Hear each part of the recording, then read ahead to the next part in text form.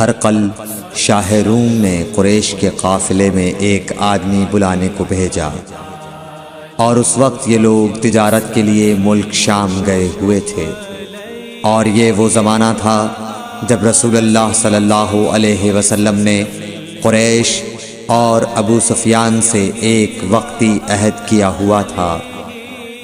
جب ابو سفیان اور دوسرے لوگ ہرقل کے پاس ایلیا پہنچے جہاں ہرقل نے دربار طلب کیا تھا، اس کے گرد روم کے بڑے بڑے لوگ، علماء، وزراء و امراء بیٹھے ہوئے تھے۔ ہرقل نے ان کو اور اپنے ترجمان کو بلوایا، پھر ان سے پوچھا کہ تم میں سے کون شخص مدعی رسالت کا زیادہ قریبی عزیز ہے؟ ابو سفیان کہتے ہیں کہ میں بول اٹھا کہ میں اس کا سب سے زیادہ قریبی رشتہ دار ہوں۔ یہ سن کر ہرقل نے حکم دیا کہ اس ابو سفیان کو میرے قریب لا کر بٹھاؤ اور اس کے ساتھیوں کو اس کی پیٹھ کے پیچھے بٹھا دو۔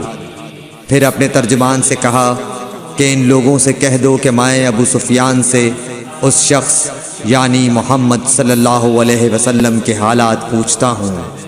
اگر یہ مجھ سے کسی بات میں جھوٹ بول دے تو تم اس کا جھوٹ ظاہر کر دینا۔ ابو سفیان کا قول ہے کہ خدا کی قسم اگر مجھے یہ غیرت نہ آتی کہ یہ لوگ مجھ کو جھٹلائیں گے تو میں آپ صلی اللہ علیہ وسلم کی نسبت ضرور غلط گوئی سے کام لیتا۔ خیر، پہلی بات جو ہرقل نے مجھ سے پوچھی وہ یہ کہ اس شخص کا خاندان تم لوگوں میں کیسا ہے؟ میں نے کہا وہ تو بڑے اونچے عالی نسب والے ہیں۔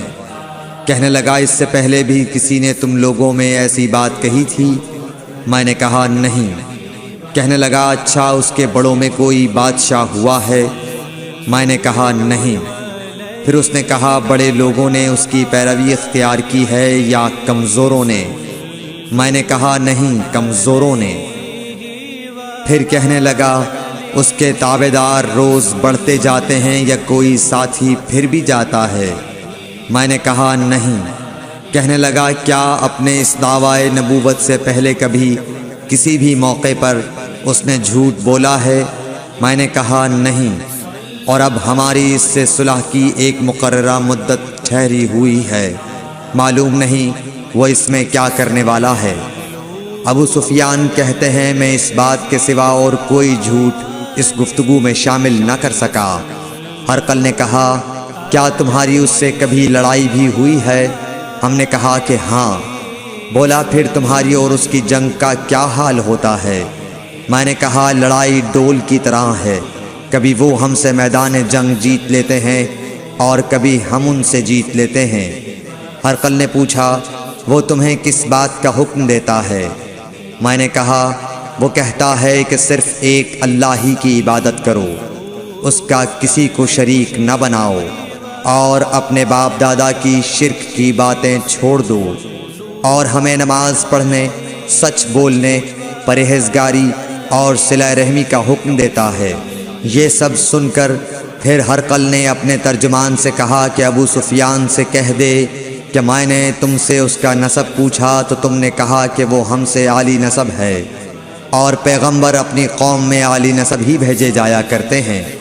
میں نے تم سے پوچھا کہ دعوی نبوت کی یہ بات تمہارے اندر اس سے پہلے کسی اور نے بھی کہی تھی؟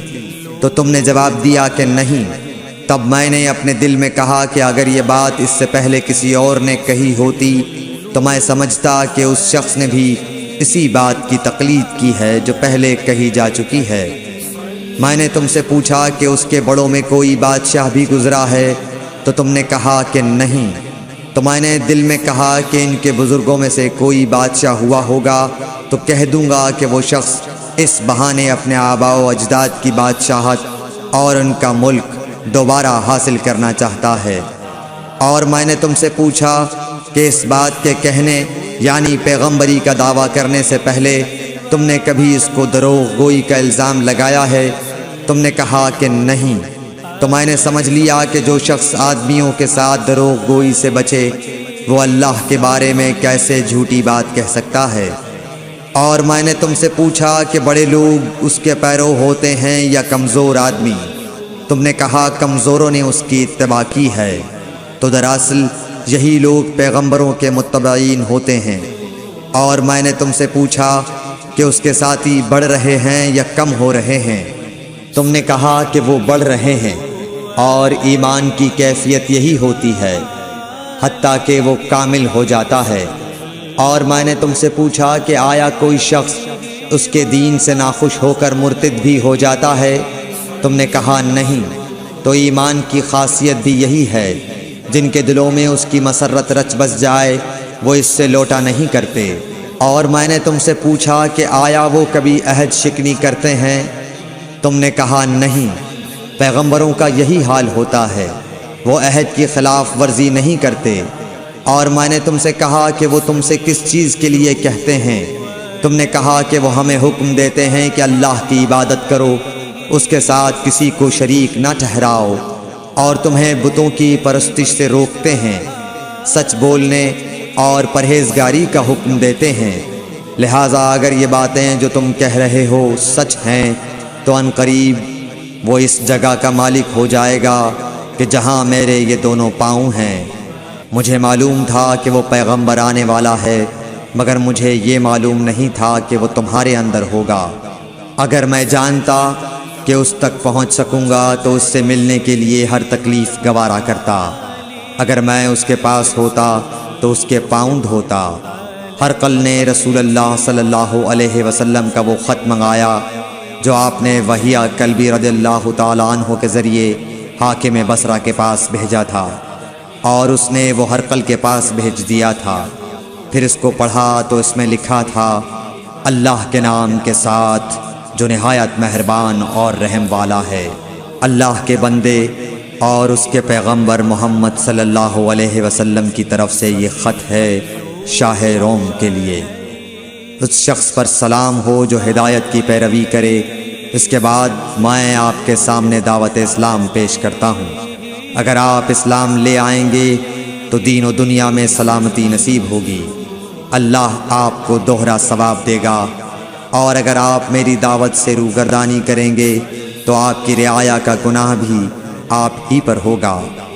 اور اے اہل کتاب، ایک ایسی بات پر آ جاؤ جو ہمارے اور تمہارے درمیان یکساں ہے، وہ یہ کہ ہم اللہ کے سوا کسی کی عبادت نہ کریں اور کسی کو اس کا شریک نہ ٹھہرائیں، اور نہ ہم میں سے کوئی کسی کو خدا کے سوا اپنا رب بنائے۔ پھر اگر وہ اہل کتاب اس کتاب سے منہ پھیر لیں تو مسلمانوں، تم ان سے کہہ دو کہ تم مانو یا نہ مانو، ہم ایک خدا کے اطاعت گزار ہیں۔ ابو سفیان کہتے ہیں، جب ہرقل نے جو کچھ کہنا تھا کہہ دیا اور خط پڑھ کر فارغ ہوا تو اس کے ارد گرد بہت شور و غوغا ہوا، بہت سی آوازیں اٹھیں اور ہمیں باہر نکال دیا گیا۔ تب میں نے اپنے ساتھیوں سے کہا کہ ابو کبشہ کے بیٹے حضرت صلی اللہ علیہ وسلم کا معاملہ تو بہت بڑھ گیا۔ دیکھو تو اس سے بنی اصفر روم کا بادشاہ بھی ڈرتا ہے۔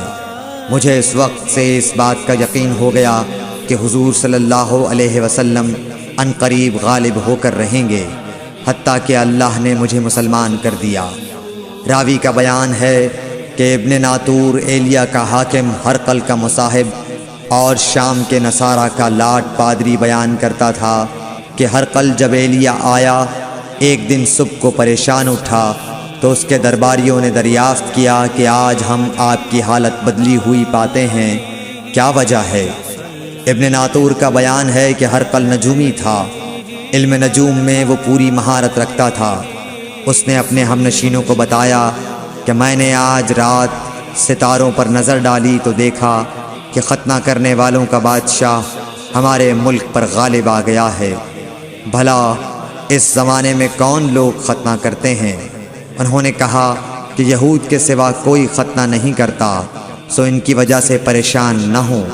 سلطنت کے تمام شہروں میں یہ حکم لکھ بھیجیے کہ وہاں جتنے یہودی ہوں سب قتل کر دیے جائیں۔ وہ لوگ انہی باتوں میں مشغول تھے کہ ہرقل کے پاس ایک آدمی لایا گیا جسے شاہ غسان نے بھیجا تھا۔ اس نے رسول اللہ صلی اللہ علیہ وسلم کے حالات بیان کیے۔ جب ہرقل نے سارے حالات سن لیے تو کہا کہ جا کر دیکھو وہ ختنہ کیے ہوئے ہے یا نہیں۔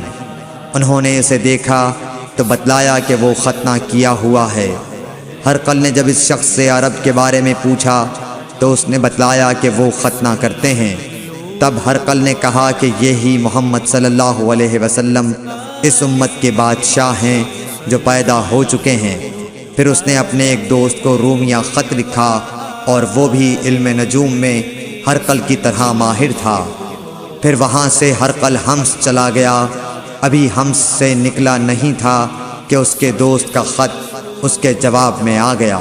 اس کی رائے بھی حضور صلی اللہ علیہ وسلم کے ظہور کے بارے میں ہرقل کے موافق تھی کہ محمد صلی اللہ علیہ وسلم واقعی پیغمبر ہیں۔ اس کے بعد ہرقل نے روم کے بڑے آدمیوں کو اپنے حمص کے محل میں طلب کیا اور اس کے حکم سے محل کے دروازے بند کر لیے گئے۔